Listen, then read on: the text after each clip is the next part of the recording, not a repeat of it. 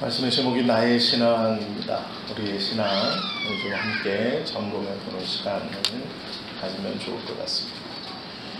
어린아이들을 보면 신기한 것이 있습니다. 참 잘 웃고 참 잘 웁니다. 아무것도 아닌 것을 가지고 웃고 또 아무것도 아닌 것을 가지고 울곤 합니다. 감정 표현이 그렇게 솔직해서 스트레스를 덜 받고 건강하지 않나 생각해 봅니다. 그런데 어른이 되면 아이들과는 반대로 자신의 감정을 숨겨야 할 때도 있고 또 속여야 할 때도 있습니다. 그리고 그 속임이 장기화가 되면 자기의 감정을 속이는 것이 자기인 것처럼 착각하며 살기도 합니다. 기분이 상해도 내색할 수 없고 화가 나도 꾹꾹 참는 것이 일상생활이 되면 계속해서 스트레스를 받게 되고 환경과는 전혀 다른 머릿속의 공상이나 상상을 하면서 만족하며 살아갑니다. 그러다 자신의 눈앞에 자기의 현실을 맞닥뜨리게 되면 머릿속으로 상상하며 도피했던 그 어려움과 아픔들을 감당하지 못해서 극단적인 선택을 하기도 합니다. 어린아이들은 잘 웃고 잘 울고 자기의 감정 표현에 솔직하고 어른이 되면 될수록 자신의 감정을 숨기고 또 트레이닝이나 훈련이라는 것을 통해서 자신의 감정을 컨트롤하면서 살아야 한다고 우리는 배우죠.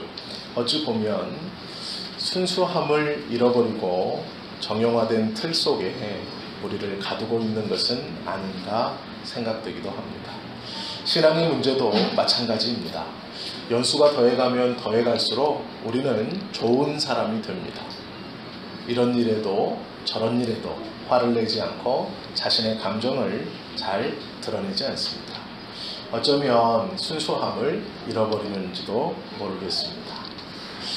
신앙생활도 예배도 하나의 습관처럼 그냥 그렇게 익숙해졌다면 오늘 말씀을 좀 함께 나누면서 내 속에 있는 신앙의 모습이 어떠한 모습인가를 한 번은 더 고민해보고 하나님의 음성 가운데 바른 신앙으로 돌아서기를 바랍니다. 오늘 이 본문에 보시면 맹인이 나옵니다. 눈을 태어나면서부터 한 번도 보지 못했던 사람이 등장하죠. 이 맹인을 예수님께서 불쌍히 여기시고 침으로 진흙을 이겨 그 눈에 발라주시고 보게 해 주셨습니다.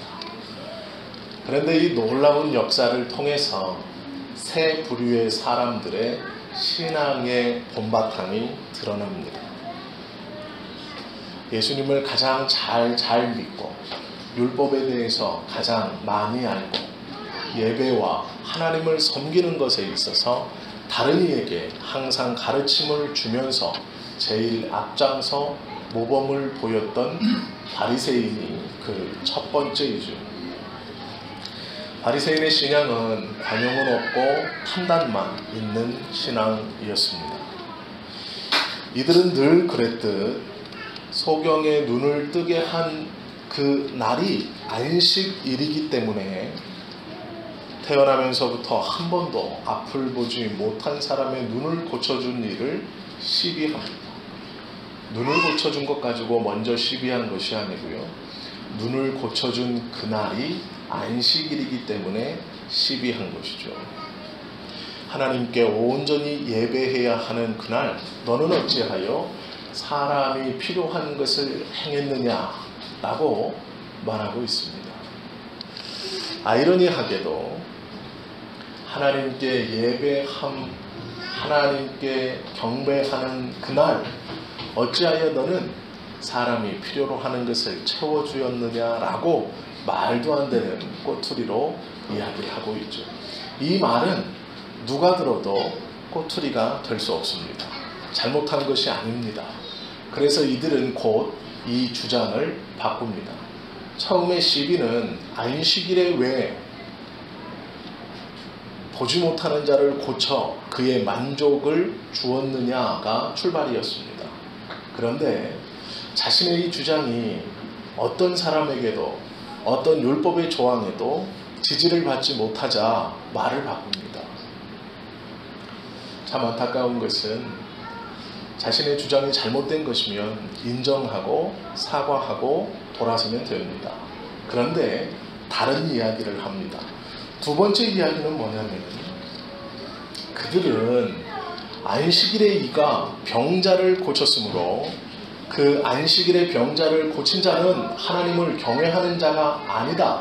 그러므로 하나님께 온 사람이 아니다 라고 예수님을 보내신 하나님 그리고 그 보냄을 받은 예수님을 직접적으로 비판하고 있습니다.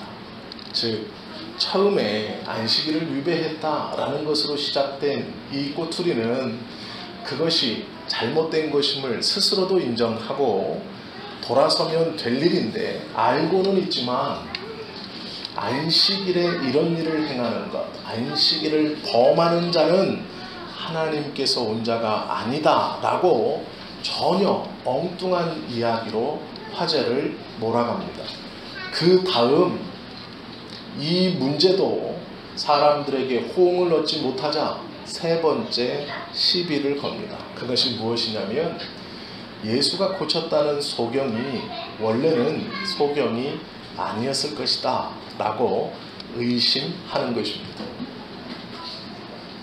처음에는 안식일을 위반했기 때문에 라는 문제로 시작했고 그 다음은 안식일에 이런 일을 행하는 자이기 때문에 라는 것으로 문제를 제기했고 마지막은 그 고침을 받았다는 소경이 원래 소경이 아닐 것이다 라고 꼬투리를 삼습니다.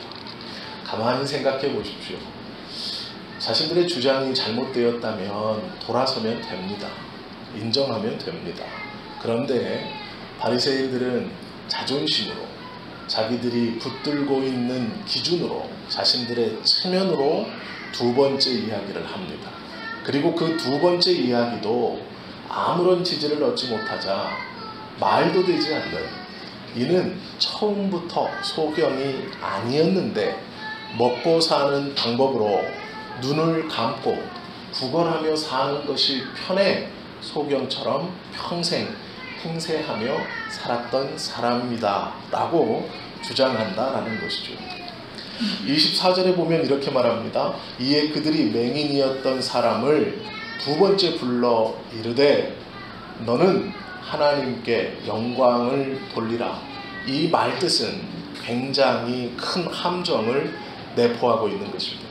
무슨 얘기냐면 문맥상 우리 생각에 내가 눈이 떴으니 하나님께 영광을 돌려라. 너의 눈을 보게 한 분은 하나님이시다가 아닙니다. 그들의 앞문장을 가만히 보십시오. 네가 진짜 맹인이었느냐? 너는 원래부터 눈을 뜨고 있었고 구걸하여 먹고 사는 것이 편해서 맹인 행세를 한 것이다. 그렇지 않느냐? 라고 물었습니다. 그런데 이제 그를 두 번째 불러 한다는 말이 하나님께 영광을 돌리라. 이 말은 이제부터 네가 하는 말은 하나님 앞에서 하는 말이다 라는 뜻입니다.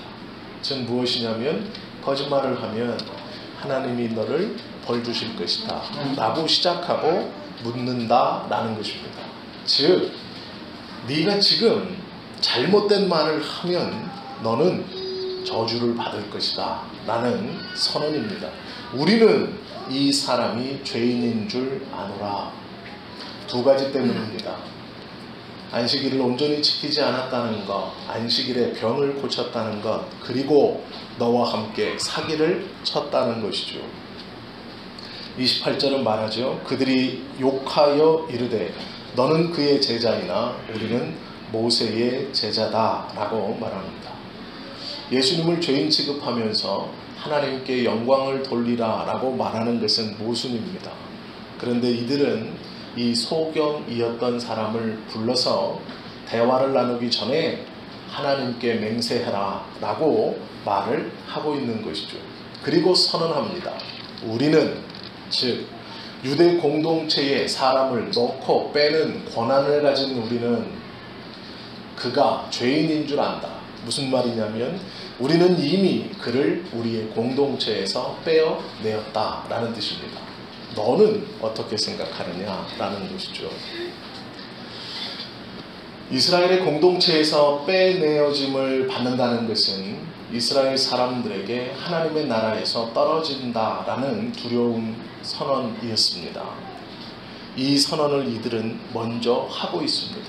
우리는 너의 눈을 고친 그 자가 이스라엘 공동체 밖에 있는, 즉 하나님의 나라의 밖에 있는 자인 것을 안다. 너는 어떻게 생각하느냐라고 묻는 것이죠. 이 소경되었던 사람이 대답을 하고 난 후에 그들의 발언은 더욱더 기가 막힙니다. 34절이죠. 그들이 대답하여 이르되 내가 온전히 죄 가운데서 나서 우리를 가르치느냐 하고 이에 쫓아내어 보내니라. 무슨 말이냐면 너도 이스라엘의 공동체에서 쫓아내겠다라는 협박을 시킨 겁니다. 즉 쫓겨내 버린 것이죠. 그런데 이 34절의 말을 가만히 보시면 이들은 소경을 불러 뭐라고 질문을 했냐면 너는 처음부터 보지 못했던 자가 아닐 것이다. 아마 볼 수 있었는데 먹고 살기 위해서 눈을 감고 행세했을 것이다 라고 질문했습니다. 그 질문이 본문에는 드러나 있지는 않지만 그의 아비를 불러서 물어보는 말을 보면 알 수 있죠. 소경의 대답이 어떻게 했는지 모르지만 우리가 뒤에서 보겠지만 대답을 하자 이제는 이렇게 말합니다. 내가 온전히 죄 가운데서 나서, 이게 무슨 말이냐면 사람이 태어나면서부터 장애를 가지고 있었다는 것을 그 당시에 이스라엘 사람들은 하나님께 죄를 범했기 때문이다 라고 생각했습니다. 즉 무엇이냐면 너의 아비나 너의 어미의 죄를 네가 안고 태어났기 때문에, 그 벌을 받고 태어났기 때문에 너는 나면서부터 너의 부모의 죄악 때문에 그렇게 되었다라고 생각했습니다. 이 말을 가만히 곱씹어 보면 이런 뜻이죠. 나는 네가 처음에 정상으로 태어났다고 생각한다. 너는 볼 수 있었다. 그러나 먹고 살기 위해서 장님인 척했다. 조금 있으니까 너는 태어나면서부터 장님이었다. 그것이 죄 가운데 태어나서라는 말입니다. 즉 무슨 말이냐면 이 바리새인들의 말은 지금 앞뒤가 하나도 맞지 않는 말을 하고 있습니다. 논리적으로 언어의 순서를 따지면 앞에서 너는 장님이 아니었다 그러면 뒤에서 너는 죄 가운데 잉태된 자가 아니다라고 말해야 됩니다. 그런데 앞에서는 너는 태어나면서 정상인으로 태어났지만 먹고 살기 위해서 장님인 척한 것 아니냐 라고 말해놓고 뒤에서는 너는 장님이었다. 내가 온전히 죄 가운데 태어나지 않았느냐. 즉 너는 나면서부터 볼 수 없는 죄인이었다라고 자기들 스스로 말하고 있습니다. 죄 가운데서 태어난 자가 감히 우리를 가르치려고 하느냐라고 되묻는다는 것이죠. 이것은 자기들이 앞에서 했던 말을 뒤에서 완전히 바꾸어 버리는 말입니다. 많이 배웠다는 바리새인들, 똑똑하다는 바리새인들이 왜 이렇게 논리적이지 않은 앞의 말과 뒤의 말이 전혀 다른 억지와 같은 말을 하고 있겠습니까? 그들은 몸에 배어져 있는, 자신의 습관으로 배어져 있는 관습적 종교 생활에 젖어 있었기 때문입니다. 그것을 깰 수 없는 것이죠. 그것을 바꿀 수 없는 것입니다. 자신들의 몸에 배어있고 알고 있는 그 종교 생활이 자신들의 모든 것이고 자기의 정체성이라고 잘못된 생각 가운데 들어가 있기 때문입니다. 더 쉽게 표현하면 자신이 경험한 신앙을 지키기 위해서 눈앞에 일어나고 있는 하나님의 역사를 거부하고 말도 되지 않는 말로 앞의 말과 뒤의 말을 완전히 바꾸어가면서, 즉 자기도 지금 무슨 말을 하는지 알지 못하고 있으면서 횡설수설 하고 있는 것이죠. 이 정도의 말 수준을 바리새인들이 했다는 것은 참으로 놀랄 일입니다. 하나님의 율법을 알고 그 율법을 지키기 위해서 평생을 살아갔고 자타가 공인하는 하나님의 뜻을 온전히 지키려고 노력하는 사람들이라는 이 바리새인들이 예수님의 사역 앞에 그들의 어리석음과 그들의 무능함과 그들의 비논리적인 행태와 신앙이 이 소경되었었던 사람과의 대화 속에서 온전히 드러난다라는 것이죠. 우리가 겉으로는 하나님의 말씀과 주님의 뜻을 잘 지켜가는 것처럼 보여질 수 있습니다. 그러나 우리의 신앙이 드러날 때는 주님의 말씀에 반응할 때입니다.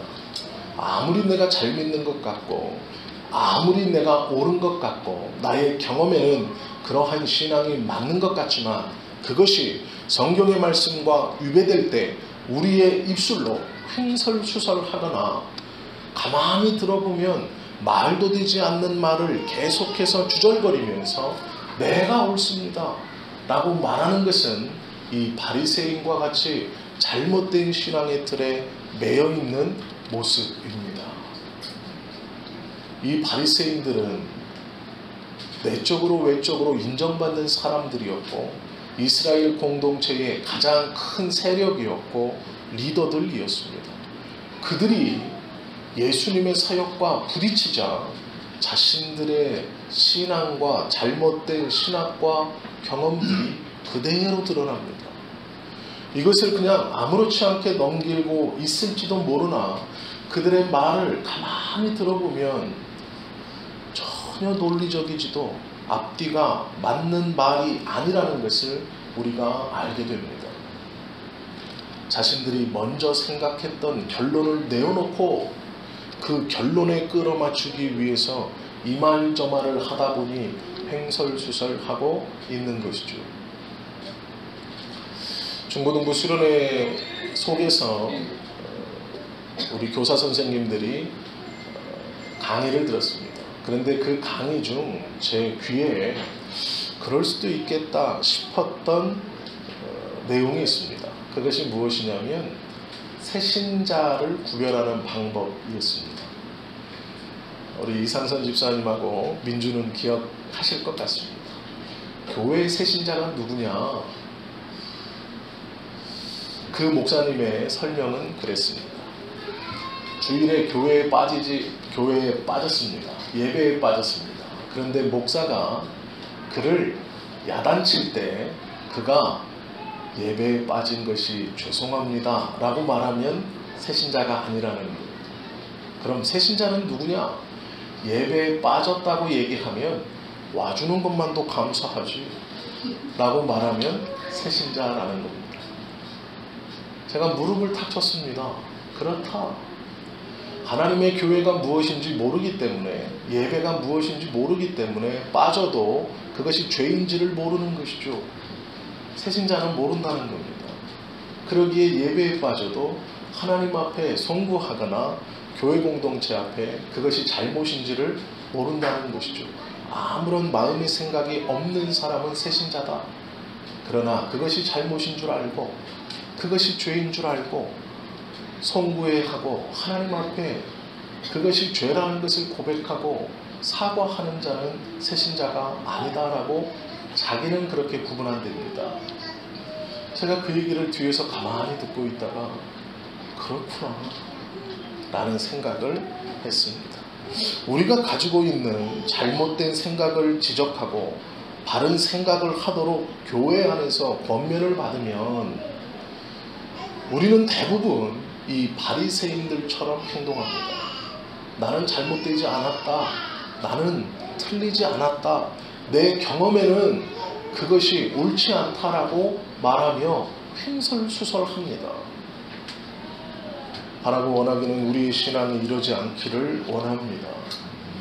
말씀이 선포되었을 때 마음을 열고 겸손한 마음으로 그 하나님의 말씀을 받는 저와 여러분이 되셔야 할 것입니다. 바바라 브라운 테일러라는 성공의 목사가 쓴 책이 있습니다. 여자 목사님이신데요. 굉장히 묵상을 깊이 하고 글을 쓰는 개혁교회 목사는 아니지만 영국 성공에 소속된 목사이지만 더군다나 참 죄송하지만 제가 별로 좋아하지 않는 여성이지만 여성을 좋아하지 않는 건 아니고요. 죄송합니다. 여성 목사님의 리더십을 인정은 하되 제가 그렇게 즐겨 읽는 그런 부류의 책은 아닙니다. 그런데 이분의 책에 이런 내용이 있습니다. 참 좋은 내용입니다. 허름한 옷차림에 헝클어진 머리 그리고 약간의 술 냄새가 섞여 쾌쾌한 냄새를 풍기는 한 사람이 교회를 찾아왔다. 그는 매일 강단 앞에 엎드려 있다가 돌아가곤 했다. 그런데 문제는 이 사람이 주일 예배 시간 같은 모습으로 앉아 있었다라는 것이다. 나는 그에게 곧 예배가 시작되니 정중하게 비켜달라고 말했다. 그랬더니 그 사람은 그 자리를 떠나 돌아갔다. 그의 뒷모습을 보면서 나는 나중에 이렇게 책에 기록했다 하면서 자기 일기를 저 책에 옮겨 썼습니다. 뭐라고 썼냐면 예배가 시작되었다. 성실한 사람들은 말쑥한 복장으로 자기의 고유의 자리에 앉았고 우리는 순서에 따라 때로는 침묵으로 때로는 찬양하며 예배를 드렸다. 우리는 착한 종으로 예배를 통해 주님을 만나기를 원했다. 그러나 우리 중에 있어야 할 한 사람이 없었다. 그가 머물다가 간 자리는 빛과 온기로 가득 채워지는 듯했고 나의 마음을 요동케 하는 진동이 밀려왔다. 형식 이상의 순종을 요구하는 사랑에 외치는 소리를 그날 나는 듣게 되었다. 라는 글입니다. 이 얘기가 무슨 얘기냐면 예배를 드리러 오는 데 있어서 우리는 생각하는 모양과 꼴이 있습니다. 모자를 쓰지 마세요. 슬리퍼 신지 마세요. 반바지 입지 마세요. 그리고 그렇게 오면 눈치를 주죠. 말은 하지 않아도 눈치를 줍니다.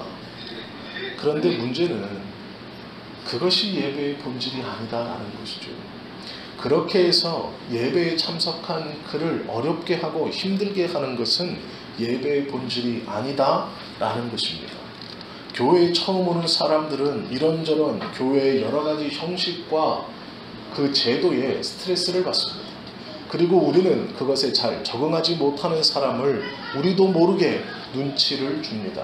그리고 꺼려합니다. 차라리 없었으면 하고 생각합니다. 진리를 지킨다는 명목으로 사랑의 관용은 없어지고 감시자가 서로 되어서 이들을 색출해 내려고 합니다. 이것이 바리새인과 같은 모습입니다. 자신이 정했던 기준, 안식일에는 이것을 하면 되지 않는다라는 그 기준에 위배된다고 생각하자 어떠한 말들을 갖다 붙여서 그를 죄인으로 만들어 버리고 결국 쫓아냅니다. 두 번째는 이 소경의 부모의 신앙입니다. 아주 짧게 등장하는 이 부모의 한 대답을 통해서 우리가 알 수 있습니다. 19절부터 보면 이렇습니다. 이는 너희 말에 맹인으로 났다 하는 너희 아들이냐? 그러면 지금은 어떻게 해서 보느냐? 부모가 대답합니다. 그 부모가 대답하여 이르되 이 사람이 자기 아들 보고 이 사람이라고 말합니다. 우리 아들인 것과 여기서 우리는 누굴까요? 가만히 문장을 가만히 보십시오. 그 부모가 대답하여 이르되 이 사람이 우리 아들인 것과 맹인으로 난 것을 아나이다. 즉 바리새인들이 부모를 불러다가 이가 처음부터 맹인이었느냐라고 묻는 겁니다. 무슨 얘기냐면 우리 생각에 이는 맹인이 아니었다라는 것이죠. 네가 부모니까 네 입으로 얘기해봐라. 처음부터 맹인으로 났다면 지금 어떻게 볼 수 있느냐라는 것이죠. 대답이 이렇습니다. 그 부모가 대답하여 이르되 이 사람이 우리 아들인 것과 맹인으로 난 것을 아나이다. 그러나 지금 어떻게 해서 보는지 또는 누가 그 눈을 뜨게 하였는지 우리는 알지 못하나이다. 그에게 물어보소서. 그가 장성하였으니 자기 일을 말하리이다. 평생 앞을 보지 못하는 자기 아들, 성전 위문에 앉았든 시장 어귀에 앉았든 그곳에 앉든 서든 그 자리에서 평생 구걸을 하며 먹고 살던 자기의 아들, 그 아들이 이제 보게 되었습니다. 그런데 이 부모는 그 기쁨을 표현하지도 않습니다. 바리새인들이 둘러싸 그에게 묻습니다. 네 아들이냐? 그렇습니다. 처음 날 때부터 소경이었느냐? 그렇습니다. 그러면 지금 어떻게 보느냐? 잘 모르겠습니다. 이 사람이 우리 아들인 것은 분명하고 나는 없어집니다. 이스라엘 공동체 내에서, 이 생활 공동체 내에서 내가 가지고 있는 이 작은 것을 빼앗기는 위협을 당하자 이는 한 발 물러나 우리라는 말로 자기를 감춰버립니다. 내 아들이라고도 부르지 않습니다. 우리 아들입니다. 그가 장성했으니 다 컸으니 그에게 물어보십시오. 나는 우리 아들이 어떻게 보게 되었는지 모르겠습니다. 다만 두 가지는 확실합니다. 우리 아들인 것과 맹인이었다는 것입니다. 부모로서 자기 아들을 대하는 데 있어서 기가 막힐 노릇입니다. 평생 앞을 보지 못하며 살았을 그 아들, 평생 구걸하며 남에게 무시를 당하며 살았을 그 아들이 고쳐졌습니다. 그런데 지금 자기가 누리고 있는 이스라엘의 공동체 이론이라는 것, 자기가 가지고 있는 그 생활권에서 벗어나자 이는 이 아들을 밀어냅니다. 평소에는 아비였기 때문에 그 아들을 성전 미문에 안내해 앉혀 세워줬을 것입니다. 평소에는 그 아들이었기 때문에 불쌍함과 짠한 마음으로 그를 성전 어귀나 시장 어귀에 세워 놓았을 것입니다. 평소에는 해가 지면 그를 집으로 데리고 들어가 씻기고 먹였을 것입니다. 그러나 지금 신앙의 위협이 오자 이 부모는 매정하게도 자신의 아들을 자신과 상관없는 것처럼 선을 긋습니다. 평소에는 잘합니다. 예배도 잘 드리고 구제도 하고 선교도 하고 잘하지요. 그러나 우리가 가지고 있는 무엇인가 작은 것을 잃어버릴 수 있다는 위협이 올 때 그렇게 소중했고 그렇게 짠하고 그렇게 마음 아팠던 내 아들을 몰아내버립니다. 우리의 신앙이 좋을 때 좋은 것은 다 할 수 있는 것입니다. 좋을 때 잘하는 것은 참 귀한 것이지만 어쩌면 아무것도 아닙니다. 우리의 신앙이 드러나는 그 순간은 우리가 가지고 있는 것을 빼앗길 것 같은 위험이 왔을 때, 신앙에 도전이 올 때 네가 그 믿음을 가지고 있으면 너의 삶이 평탄할 것 같으냐? 네가 그 믿음을 고백한다면 네가 가지고 있는 그것들을 다 가지고 가겠다라는 위험이 올 때, 그때에 우리의 신앙이 드러나는 것이죠. 이 부모는 태어나면서부터 맹인되었던 자기의 아들을 자기 말대로 성인이 될 때까지 버리지도 못하고 다른 곳에 맡기지도 못하고 같이 살았습니다. 끓이고 있었습니다. 그 아들이 애잔했기 때문일 겁니다. 부모로서 자녀가 어찌 애잔하지 않겠습니까? 그런데 위협이 오자 그 아들을 내팽개칩니다. 자신이 얼마나 많은 것을 누리고 가지고 있는지는 모르지만 그것에 위협이 오자, 바리새인들이 둘러싸 위협하자 자기 아들을 내팽개칩니다. 그에게 물어보십시오. 저는 상관하지 않겠습니다. 우리가 좋을 때 같이 웃고 떠들고 주님 하는 건 쉽습니다. 그러나 어렵고 힘들 때 끝까지 그 아들을 붙들고 있을 수 있는가? 그 신앙을 붙들 수 있을 수 있는가, 그 헌신과 그 섬김을 붙들고 있을 수 있는가가 우리의 신앙의 본 모습이 드러나는 때입니다. 예배에 나오지만 내 신앙생활 소중하고 내 가족 소중하고 물론 중요합니다. 내 예배가 소중합니다. 손해가 있다면 참여하지 않습니다. 이 부모와 같은 신앙은 잘하지만 그 신앙이 가짜는 아니지만 그의 신앙이 하나님 앞에서 칭찬을 듣는다라고 말할 수는 없을 것입니다. 세 번째 신앙은 이 소경과 같은 신앙이죠. 단순하지만 순수합니다. 이는 바리새인처럼 신앙의 훈련을 받은 사람이 아닙니다. 평소에 율법을 잘 지켰는지도 장담할 수 없습니다. 그가 아마 예배를 드리고 싶으면 소경이었기 때문에 예배 장소 밖에서 그 안에서 흘러나오는 소리만을 가지고 예배했을 것입니다. 그러나 이는 하나님을 만나고 예수님을 만나는 그 몇 분의 시간 동안 바리새인들이 어려서부터 평생을 공부하고 배웠던 그 신앙에 대해서, 신학에 대해서 그것보다 더 뛰어넘는 온전한 삶의 변화를 일으켰습니다. 마이클 야코넬리가 쓴 뒤엉킨 영성이라는 책에서 이 소경에 대한 신앙을 이렇게 마이클은 씁니다. 그러나 그는 입을 다물지 않았습니다. 예수님과 함께 보낸 몇 분의 시간이 평생을 공부하는 것보다 하나님에 대해 더 많은 것을 알게 해 주었습니다. 그래서 강의를 듣는 사람에게서 강의를 하는 사람이 되었습니다. 신앙을 들었던 사람에게서 신앙을 전하는 사람이 되었습니다. 라고 말합니다. 바리새인들이요, 이 소경을 불러놓고 3단 논법으로 얘기합니다. 하나님께로 온 사람은 안식일을 지킨다.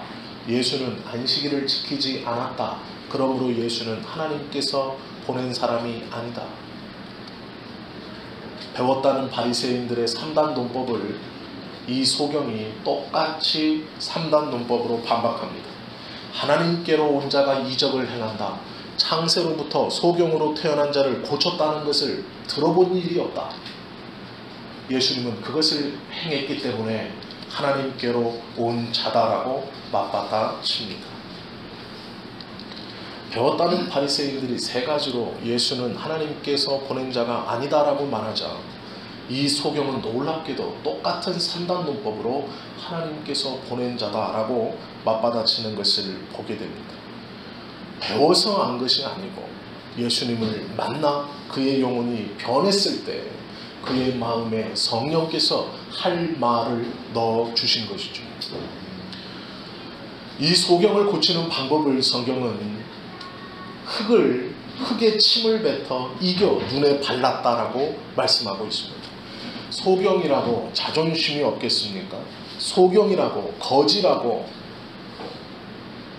그 상황을 모르겠습니까? 침으로 흙을 이겨서 눈에 바른다라는 것은 그것을 가만히 당하고 있다는 것은 절대로 쉬운 일이 아닙니다.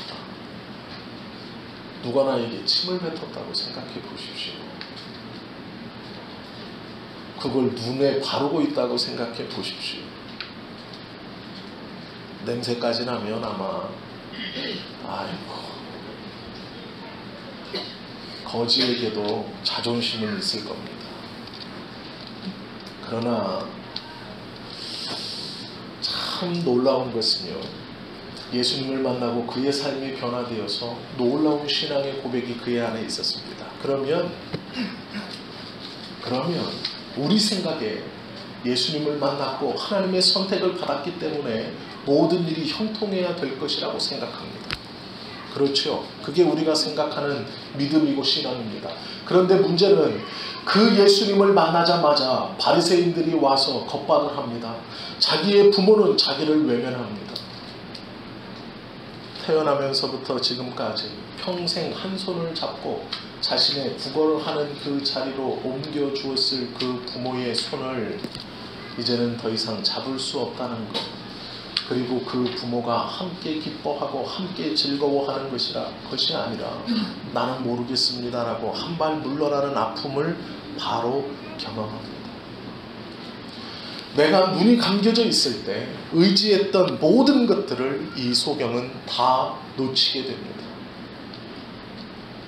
그리고 설상가상 그 공동체에서도 쫓겨납니다. 그것이 34절입니다. 그들이 대답하여 이르되 내가 온전히 죄 가운데서 나서 우리를 가르치느냐 하고 이에 쫓아내어 보내니라. 부모에게도 외면당하고 신앙의 공동체, 믿음의 공동체, 민족 공동체인 이스라엘 백성에게서도 쫓겨나는 것이죠. 왜요? 예수님과 만나고 예수님께서 베풀어 주신 이적을 경험하고 그가 하나님께서 보내신 자라는 믿음을 고백했기 때문이죠. 우리가 신앙을 가지고 있으면 더 많은 것을 붙들게 되고 더 많은 연관이 있어 내 삶이 형통해야 된다고 우리는 생각하지만 다 놓쳐버립니다. 다 떠나버립니다. 더 큰 아픔과 더 큰 실망감과 더 큰 허망함이 우리에게 있을지 모릅니다. 그러나 그것으로 끝나면 이 본문이 기록되었겠습니까? 하나님께서 친히 예수님께서 친히 이 이야기를 들려주셨겠습니까? 아니죠. 35절 말씀을 보십시오. 예수께서 여기서 그들은 바리새인들입니다. 그리고 여기서 그들은 그 아비입니다. 예수께서 그들이 그 사람을 쫓아냈다 하는 말을 들으셨더니 쫓겨났다는 얘기를 예수님이 들었습니다. 그런데 그를 만나사 이르시되 내가 인자를 믿느냐? 대답하여 이르되 주여 그가 누구시오니까 내가 믿고자 하나이다. 예수께서 이르시되 내가 그를 보았거니와 지금 너와 말하는 자가 그이니라. 이르되 주여 내가 믿나이다 하고 절하는지라. 가만히 보십시오. 예수님과 만나 부딪혀 그의 마음에 하나님에 대한 믿음, 예수님에 대한 신앙을 고백했을 때 그가 평생 붙들고 있었던 부모의 손은 놓아졌을지 모릅니다. 공동체에서 그를 쫓아내었습니다. 그러나 놀랍게도 그 순간 예수님께서 찾아오셔서 그를 붙들어 주시고 영원한 구원의 길을 전해 주십니다. 네가 믿느냐? 믿고자 합니다. 내가 그다, 내가 믿습니다 하고 절을 올립니다. 그리고 그 뒤에는 심판의 내용을 선언하시고 너는 구원받았다 말씀하십니다. 이것이 우리가 가지고 있는 신앙입니다. 이것이 우리가 받은 구원입니다. 우리는 지금 믿음 때문에 우리가 가지고 있는 것을 놓친다고 하여서 서운해하고 실망하고 슬퍼할 필요가 없습니다. 그것이 경제적인 손해이든 육신의 부족함이든 가정의 어려움이든 자녀의 속썩임이든 너무 큰 염려와 걱정을 하지 마십시오. 그것이 내 안에서 올바른 신앙의 고백 때문에 일어난 아픔이라면 주님께서 곧 우리를 만나주시고 우리에게 놀라운 회복을 허락해 주실 것입니다. 우리는 습관적인 신앙생활을 벗어나야 합니다. 손해가 오면 한 걸음 한 걸음 물러났던 그 타협의 신앙을 벗어나야 합니다. 모든 것을 잃어버리는 것 같지만 모든 것을 얻는 길은 예수 그리스도를 바로 고백하는 길 하나밖에 없습니다. 그 놀라운 신앙의 고백이 우리 안에 고백되어지므로 다 놓친 것 같지만 그리스도가 우리를 다시 만나주시고 다시 우리가 회복되어 그 하나님의 놀라운 은혜 아래 잠겨 살아가시는 저와 여러분 되시기를 예수님의 이름으로 축원합니다. 기도하시겠습니다.